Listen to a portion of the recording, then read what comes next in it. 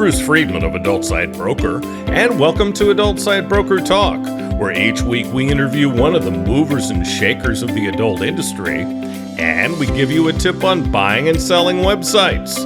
This week we'll be speaking with Katherine Studley of The Only Consultant.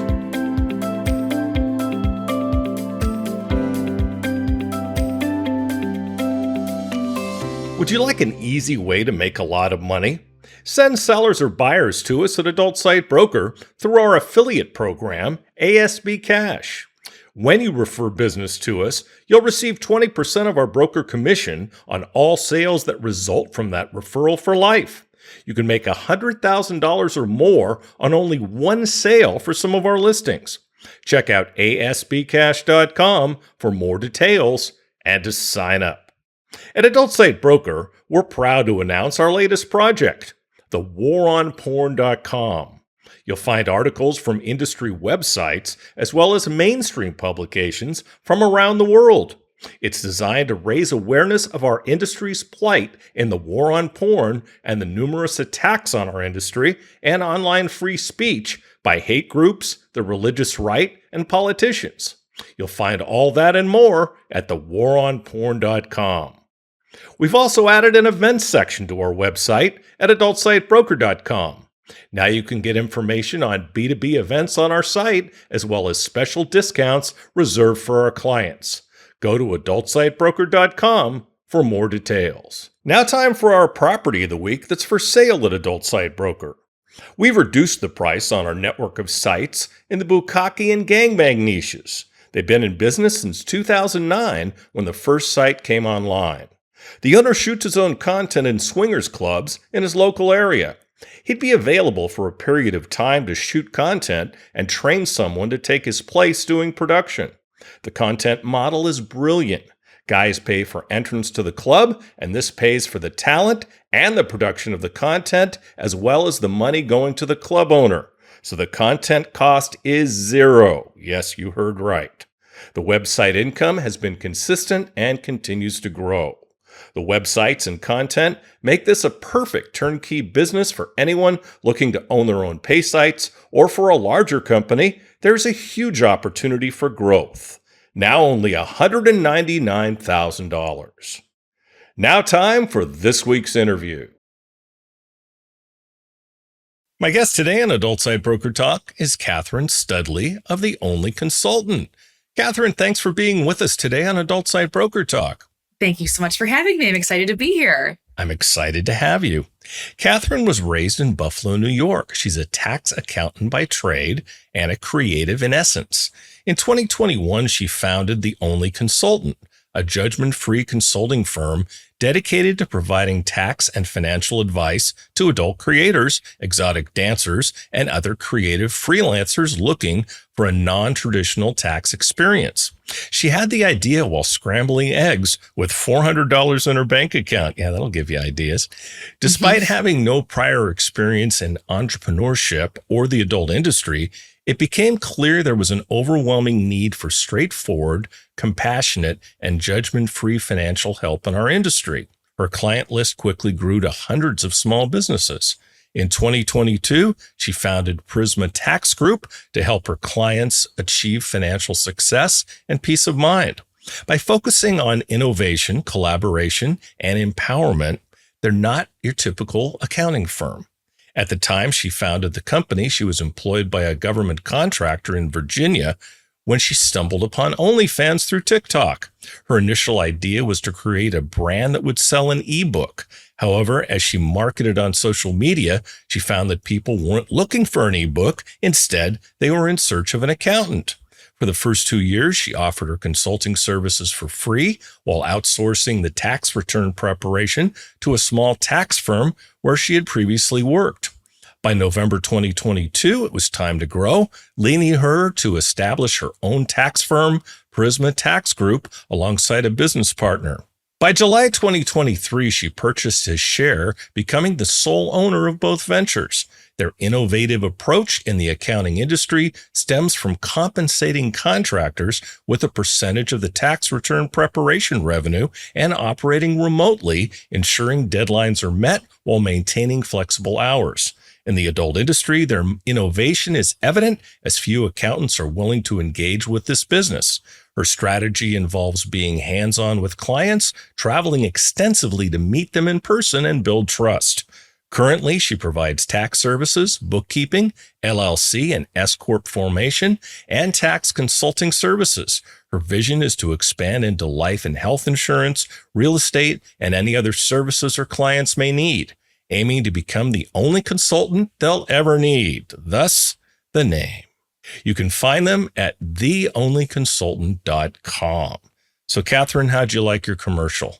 Loved it. Thank you so much. Hey, I do my best. Love the plug. Great. Katherine, can you tell us about your journey into specializing in taxes for the adult industry?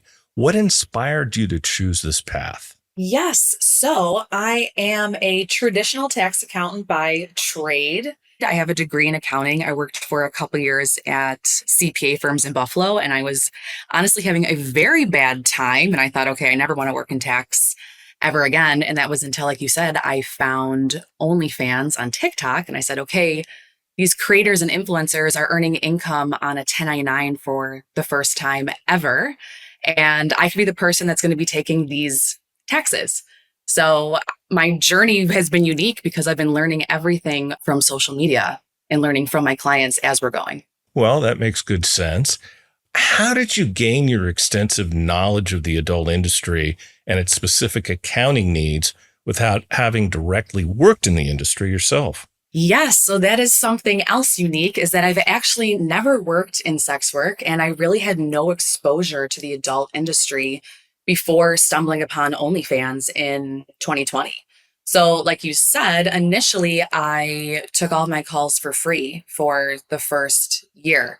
So it was kind of like a knowledge exchange in that clients would find me online, book a call with me. I would tell them all about taxes, and then I would then ask them all about their business too. And, there's a lot going on under the sex work umbrella. And that's how I learned everything, was pretty much just like a knowledge exchange, learning about the nuances of their businesses and the kinds of expenses that they have. Mm-hmm. What are unique expenses that sex workers have? I mean, it really depends on the niche, right? So that's something that is specific to the industry. So a dominatrix is going to have different write-offs than someone who's working in fetism, Whips than and chains, yeah. a sugar baby, than a dancer. Yeah, exactly. So it takes also like having an understanding of how a strip club works to know that a tip out is a write-off, and so is a house fee. But a typical accountant maybe wouldn't be so familiar with that. So it does take a level of intimacy with clients and trust to really dig into, your small business and what would count as a write-off. So it's very niche specific is what I would say. Gotcha. What are some of the unique challenges you face when providing tax services to clients in our industry? Well, like we talked about, nuances in business expenses. So for example, fetism, creators that are stuffing themselves on camera, that are eating on camera, the food that they are consuming is actually considered a supply and not a meal. And the tax treatment is different for that. So if you didn't have an understanding of the industry, then that's something that wouldn't be optimized on clients' tax returns. Also, there's a lot of talk about this, but banks being shut down in the industry. There's no secret that there is big banking discrimination in the sex work industry, which is something that I actually never knew about until I had all these clients calling me and saying that they're getting shut out of their bank account and now their mortgage is lapsing. And that quickly escalates to like a basic human rights issue. Like it's so serious. So, that's something that we're not seeing in any other industry. And then just generally, I feel like there's trust issues with accountants and other professionals because so many people have taken advantage of sex workers in, this fashion. So I think a lot of people, want to have a quick FaceTime with me or appreciate that my social media is as like authentic and transparent as it is, I guess. I've had a bank account shut down myself. Yeah, exactly. Right. And I did too, actually. We lost our payroll provider because we're working adjacent to the adult industry because that's who we're serving. So they not only dropped all of our clients, but also us as well. So isn't that lovely? And I'll tell you another story. I had an accountant friend of mine from the gym doing my taxes, and he came to me. He was and he was, pretty good friend. And he was really kind of embarrassed by it. And he says, well, the other partners in my firm, they found out the industry you're in, and we're going to have to drop you because we deal with school districts and we can't take a chance of them finding out. Oh, wow. Yeah. I mean, I would say I'm surprised, but not not after a couple of years out here. I'm not surprised. Yeah, nothing surprises me. The other thing about banks, and you were at the LA show, that's where we met. Keep in mind that, and I saw you at the FSC seminar, that they're trying to establish a credit union, which isn't that fantastic? Huge deal. That'd be such a game changer. And I know that they have a survey too. So if you're listening to this, we should link the survey so that people can fill that out. Yeah. freespeechcoalition.com. The survey's right there. And Allison Bowden, Mike Stabile, they're just doing such a marvelous job for our industry in so many ways, not only trying to strike down these age verification laws, FOSTA SESTA, among other things, but they're also trying to get us equity in banking, which is just amazing, and everyone should support them. Are there any common misconceptions about the adult industry or about taxation within the business that you'd like to address? I mean, I guess a lot of people think that people in the adult industry aren't paying taxes. People think, oh my gosh, dancers are paying taxes, porn stars pay taxes. Like, yeah, of course. It's self-employment income. If you're earning 1099, that's really the biggest one, is that people are paying taxes, but they are. And it's the same tax treatment as anyone else who is self-employed. Realtor, insurance broker, hairstylist, taxes are the same. Yeah. And what do you find that the other accountants think about people in the adult industry? Misconceptions they have about us? Well, I mean, the first thing that everyone asks is, are your clients even sophisticated enough to understand taxes? So like, if they're paying taxes, like, can they possibly even understand how they work? And then I just think there's a lot of like tasteless comments and jokes, that I'm not really super impressed with. But when I initially started this and I was on LinkedIn looking for accountants, no one wanted to take the work. And now that, OnlyFans and adult content creation is more mainstream and the world is kind of shifting in their views a little, now people are more interested in the influencers. Yeah, exactly. But I don't think they're really taking the time to understand like the sex work is greater than just content creation. There's many layers to this. Yeah, absolutely. Let's face it, with the tax code being what it is, who the hell understands it, The IRS keeps changing it. They keep hiding the ball, so we won't understand it. It's by design. We know this. So. Yep, exactly. It's so true. It's one of the most complicated tax systems. Absolutely. Without revealing confidential details, can you share a success story where you helped an adult industry client overcome a tax challenge? Yes. So something that we do quite often actually is amend clients' tax returns for previous years. So people will come in and they will have self-filed or filed with us, different accounting service, and they're just filing their 1099, but not their business expenses. So if you get a 1099 for $100,000, but you had 30K in expenses, you're only taxed on the 70K. But if you're not taking your expenses, then you're leaving all that money on the table. So we're amending for clients and sometimes getting them, $10,000 to $30,000 refunds. So that is, yes, there's a very good success story for clients. And then we're also setting clients up with S corporations, having their LLC taxed as S corps, and then having themselves pay themselves on payroll. And that's also saving, between like $10,000 and $80,000, depending on the person. So there's a lot of strategy to be had out here. Do you find the IRS has prejudice against our industry? No, I mean, not that I'm aware. The IRS is mostly concerned that you're claiming your income and paying tax on it. It's not so much like specific to industries that I know of. Yeah. Wouldn't surprise me though, Yeah. I mean, I think anything that's all cash, I think that it just depends. It just depends on if they put the pieces together, I guess, depending on the expenses. Sure. Yeah, if it's some are 1099 and some people like dancers are all cash, right? Yeah, I think that you could be audited depending on where the 1099s are issued from potentially. Like if they could recognize maybe a string of sex work 1099s. And you think audits come from that? Potentially. I'm not sure, but I think that could, yeah. Okay. How do you ensure privacy and discretion for your clients, given the sensitive nature of our business? Yes, this is something that, we do not take lightly and we've put a lot of thought into because privacy is huge. We have clients that are content creators and also NICU nurses. So there's like an extra level of discretion here beyond just your regular accounting firm. So we're completely remote business. So we're not meeting with clients in person. We're getting all of your tax documents digitally. So all of our forms are end to end encrypted to start. We have a whole network security team. We're using VPNs. We have password managers. Like we're checking all the boxes up and down as far as network security and privacy goes, because this is just not something to mess around with in 2024. No, absolutely. And privacy is even more important in this industry. So many people get outed. Exactly. That's what I mean. Like the consequences are much heavier in this industry. No, they definitely And are. we recognize that. Mm-hmm. Could you describe the range of clients you work with in the adult industry and how their needs differ from more traditional sectors?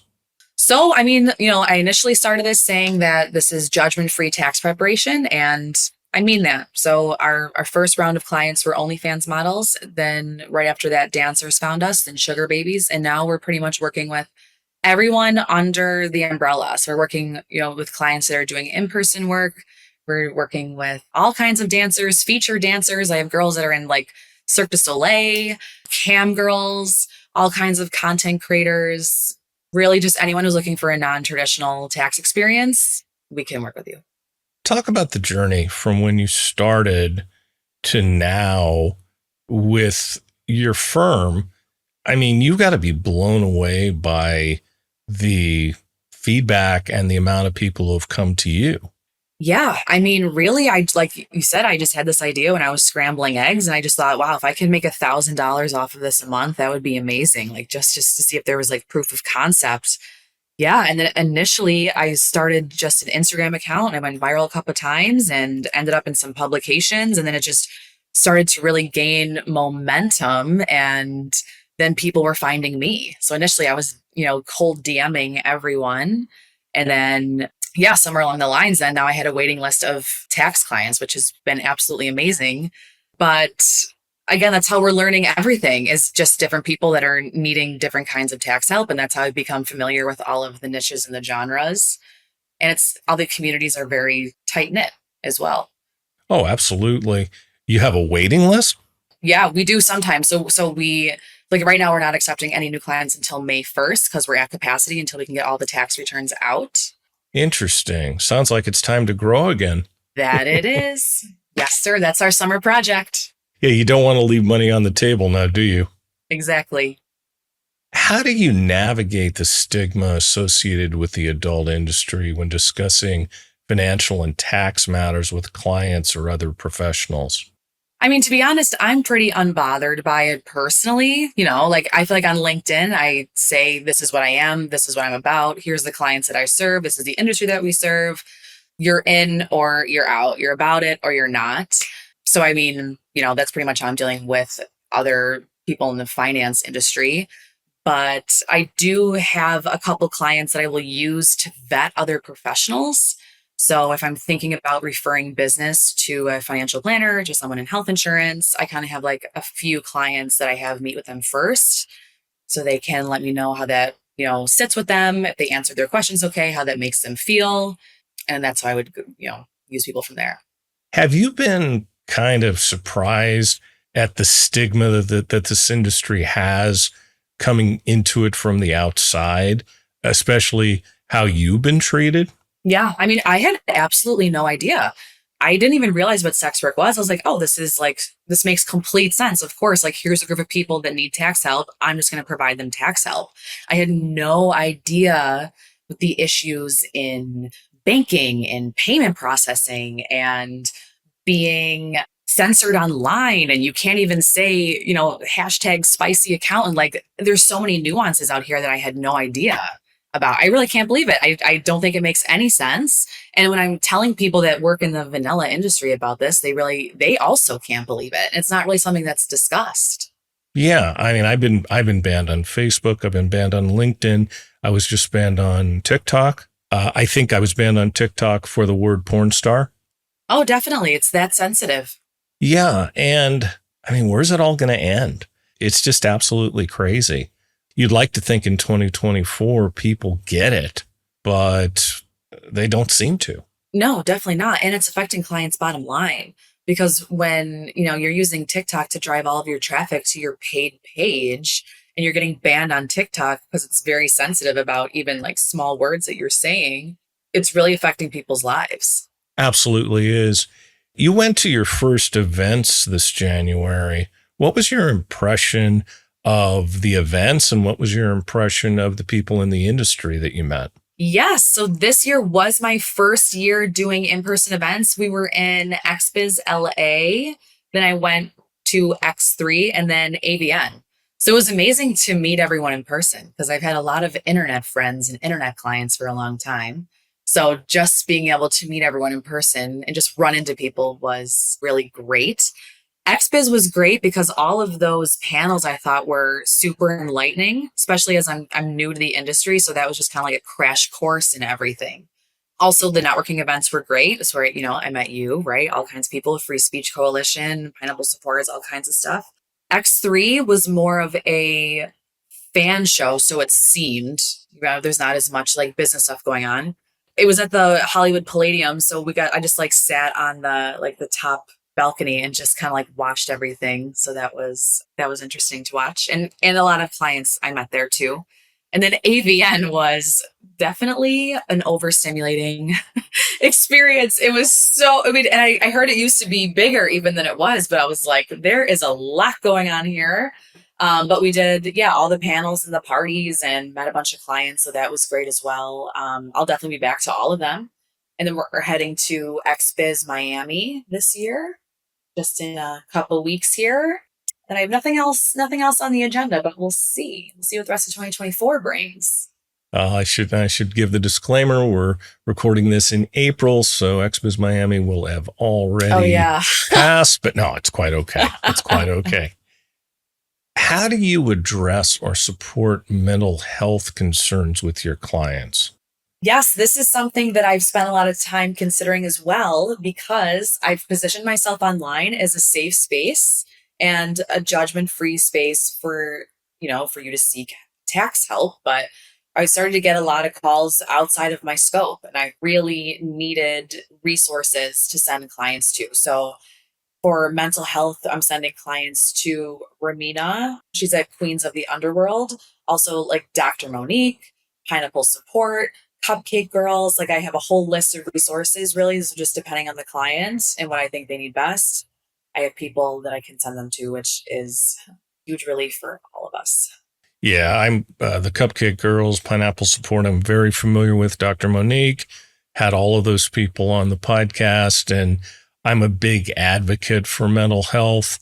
And mental health in this industry is so important. We've unfortunately had a string of suicides of people in our industry, and it's just extremely sad.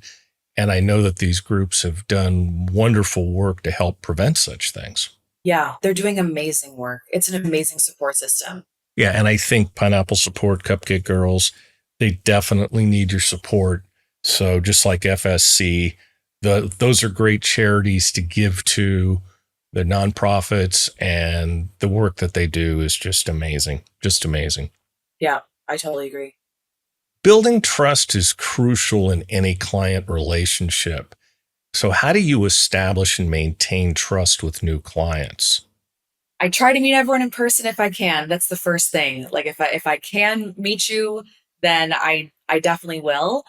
I'm very transparent and authentic on social media, even a little more than I am really comfortable with. But I think that by showing myself to clients, they feel more comfortable. They feel like they know me. So that's something that I'm intentionally doing to build trust with clients. Yeah. And just build also personal relationships with them too. So just outside of your taxes, like how are you actually, like what other projects do you have going on? Like just get to know people. Yeah. Have people been surprised at how cool an accountant can be Yes, people are like, "Are you really an accountant? Are you sure you're an accountant?" I was like, "Well, accounting itself does not bring me joy." So I will say, like, the tax law does not bring me joy. My client base brings me joy. People, yeah. So, yeah, I am honored that people think that I'm a cool accountant. And I do think I must be one of the cooler tax accountants. I don't know if I can say the coolest, but confidently top five. Yeah. Again, when we seek professional help, whether it be an attorney, whether it be an accountant, whether it be a website broker, the help that we're offered in this industry outside of the people in this industry is very limited or non-existent. Yeah, which is something else that I didn't realize either. How underserved. Yeah, you go to a mainstream attorney. First of all, they have no idea what you're talking about. And second of all, most of them don't even want adult industry clients. You go to a mainstream accountant, we talked about that. They shun people in our industry. You go to a bank, they don't want to deal with us. You go to a regular website broker, most of them don't deal in an adult. And even if they do, they don't have a database on adults. So who cares, right? Nobody's looking at their websites to buy adult sites. So overall, in the mainstream world, somebody like yourself, I don't know if you've thought about how important somebody like you is to people in the industry. Yeah, I mean, I appreciate that. And it is, though, because taxes set the foundation for anything else that you want to do. It's a quality of life thing. To file your taxes is purchasing power for you later. It's how you can buy real estate. It's how you can open a credit card and get a car note. It all starts with taxes. And if you're not comfortable getting your taxes done and you don't know where to go and no one understands your industry, it's a huge issue. And unfortunately, it's something that I see all the time. Talk about the other financial services that you offer and are going to be offering, and how you'll be able to help people in the industry where they can't get the help or where they're going to be uncomfortable getting the help elsewhere.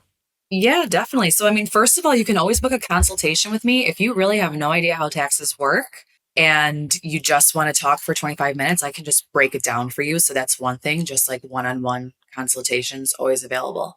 We can also do your monthly bookkeeping. So, you don't have to be tracking your income and expenses all the time on your own. It's something that we'd handle for you monthly.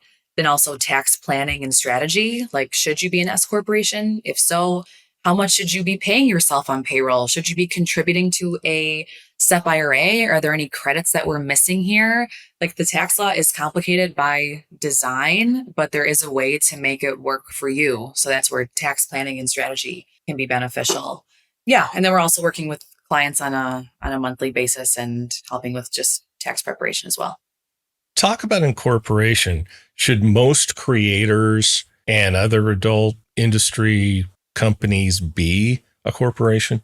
So, I'm not an attorney. This is not legal advice. This is a very high level conversation that we can have. So, an LLC is a business structure, does not equal any tax savings.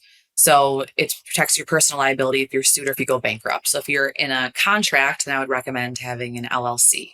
The tax benefits kick in once you have your LLC taxed as an S corporation, but it's not for everyone because it really only makes sense once your self-employment profit, which is income less your expenses, is consistently around like $60,000 a year. So the answer is no. I don't think that everyone that is a content creator should have a corporation off the bat because it could actually cost you more money to maintain the business than the tax savings would be. But if you are consistently profiting 65K or more and making hundreds of thousands of dollars and you're just a sole proprietor, then you definitely should have the S corporation. It's interesting. You mentioned LLC and S Corp together. An LLC can be an S Corp? Yes. So an S corp is actually not its own entity. You either have to have a corporation or an LLC first, and then you file an additional form to have it taxed as an S corporation. Yeah. The S corporation is a tax election status, actually. Interesting. So I had an S corporation, but I don't think I had an LLC. You might have had a corporation first. That could have been the case. I don't remember how he did it, but Yeah, that was long ago. That was long ago and far away. You also mentioned IRAs. Are most of your clients doing such a thing for retirement, and should they be? Yeah, you definitely should be. As someone who is self-employed, you don't have your employer to be setting up retirement plans for you. So it's something that you have to do on your own. We do have several clients that are investing and setting up IRAs. It's not really my specialty, honestly. We outsource, we refer you to a financial planner, and then we work with the financial planner to make sure that you're contributing the correct amount to your IRA. But yeah, it's a tax savings opportunity and a great opportunity to set your future self up for success while saving on taxes and setting a retirement plan. Okay. In what ways have technology or innovative accounting practices enhanced your ability to serve your clients? Well, it has allowed us to be completely remote. In traditional tax firms back in the day, you had to go make an appointment and drop off your paperwork. So now we're able to work with everyone from all over the country, which is amazing for business and for networking. Then we communicate with clients via Loom videos. So, like, if you send me your expenses, I'll take a video of me going through it. So that's like, kind of like a little tech moment for us. Yeah. And then we're always trying to come up with new and better ways. Like this year, we're using a tax portal that has a chat function. It's like a more direct way to communicate with clients. So as technology is evolving, we are trying to grow and adapt with it. You mentioned in the United States. Are you doing anything with anyone outside the US? I have some international accountants that I could send clients to, but I'm not doing any of the work. But we have a Canadian and an Australian resource if anyone's looking for international tax prep. And if anyone listening knows of anyone who's doing international tax prep anywhere else, I'm always looking to expand that network so I can send clients. Sure, because you're going to get people from the UK, you're going to get people from Germany, you're going to get people from the Netherlands because this industry is international. Exactly. It's global. So that's something that I would like to do as well is to build a global network of resources beyond taxes because it's international, baby. Exactly. No, that's a great idea. How do you navigate the ethical boundaries of providing tax services in an industry that faces legal and societal scrutiny? We stay compliant and compassionate, right? So we're following the rules. Everything we do is by the books. There's no creative accounting. And as far as ethical boundaries go, I mean, you're getting a 1099, it's self-employment income, and we're preparing your taxes.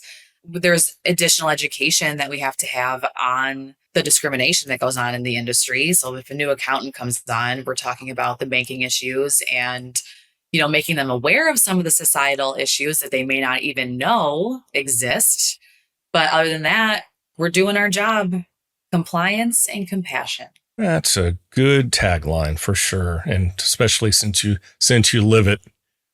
What approaches do you take to educate your clients about their tax responsibilities? I'm sure it takes a lot of education. Yeah, of course, because this is something that we're never ever taught about, and there's so much shame surrounding it too. So many people, are ashamed they don't understand taxes. So I want to make the education very approachable and digestible. So I put a lot of information out into the world just for the sake of having it out there. So my social media is full of FAQs and tax tips. So hopefully before you even become a client, I provided some sort of value to you and you already have a better understanding of how taxes work.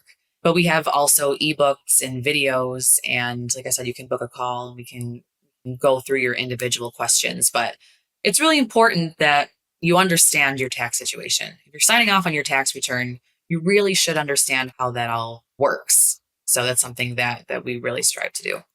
Give me a couple of key tax tips that especially creators, dancers, people that you work with should know. First thing you should know is that you should open up a separate bank account for your business.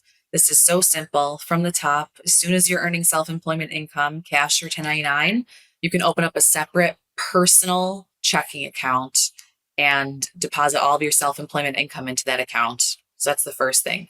The second thing would be to always be saving for taxes because You're not on a W-2, so there's no withholding in your check. So at the end of the year, you're going to, it's just the nature of being self-employed and it sucks. But you can prep for it. So I always tell clients, if you're depositing 100% of your self-employment income into that bank account, save 25% immediately for taxes, keep 25% in the bank account for your business expenses, and then transfer 50% to your personal account. That's how you pay yourself. Interesting. Any other tidbits? Yeah, I would say an LLC does not equal tax savings. I just want to say it one more time. It's such a common misconception. People are opening up LLCs thinking that it makes, allows them to take for more write-offs, but that's not the case.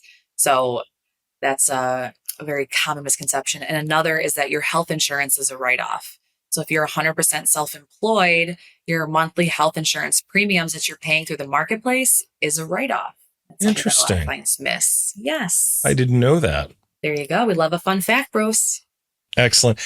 Something that's been brought up so many times in the seminars that I've gone to, the legal seminars, and almost every attorney says this, lectures it.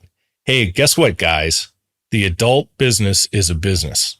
It's not, it shouldn't be treated like a hobby. It should be treated like a business. Apply that to taxes and what people should think about. So true. So, I mean, this is the first thing I'm going to say is kind of more of like a legal thing, but you should be in a contract with anyone that you're working with.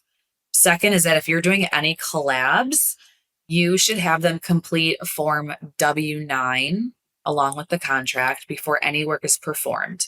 Because if you're paying any other individual over $600 throughout the year, you owe them a 1099 by January 31st of the following year. So that's another new tax compliance moment if you're self-employed for the first time. And that's something that gets skipped over a lot. And there's penalties and fees to not filing a 1099 when you should. So to file that, you have to have their name, address, social security number, their basic information. And then we have to know exactly how much you paid them throughout the whole year. And then we'd issue the 1099 at the end of the year. Creators must be pretty much blown away when you inform them they're business people. A lot of them, aren't they? Oh yeah, definitely. And that you're taxed as a small business. You're actually a small business in the eyes of the IRS with or without the LLC. So yeah, it's definitely a shift, especially if you've been only working W-2 jobs and now you're making hundreds of thousands of dollars and you're considered a small business in just the course of a couple of years. It's a change. That's got to create a lot of tax problems for these creators because some are making 6, even 7 figures a month. And I would imagine most are not prepared for it. No, not at first. But that's any new entrepreneur in any industry, honestly. It's a shock. If you're not set up with estimated tax payments quarterly, you'll end up owing a lot at the end of the year and there'll be penalties on it for underpaying. What else should they be doing besides that when they get into that kind of income range? Definitely have bookkeeping. You should always know where your profit stands. Waiting until the end of the year to do your bookkeeping when you're making hundreds of thousands, if not millions of dollars. And it needs to be in a real system, not just on a spreadsheet. Once you're hitting a $250,000 threshold, you want to make sure that you're using a program like QuickBooks or Wave, something that's an actual program where you can go and pull your profit and loss, because that's going to help us determine how much your salary should be for your payroll. That's going to help you get a loan. That's going to help you get a mortgage to know exactly where your business stands. Yeah, estimated tax payments. On that topic, it's not actually a separate tax return that you file every quarter. People say quarterly filings. It literally just means making an estimated tax payment every quarter. And that's like a prepayment on your taxes. So that way, like I said, you don't owe a bunch at the end of the year. This huge tax bill at the end of the year. Yes. And something else to know is that you can set up an IRS payment plan and with your state as well. So if you end up filing and you do owe way more than you can pay off, you can set up a payment plan with the IRS in your state and you can pay it off like a credit card. So you should always still file your taxes. Fantastic. How do your services work and where can clients find you?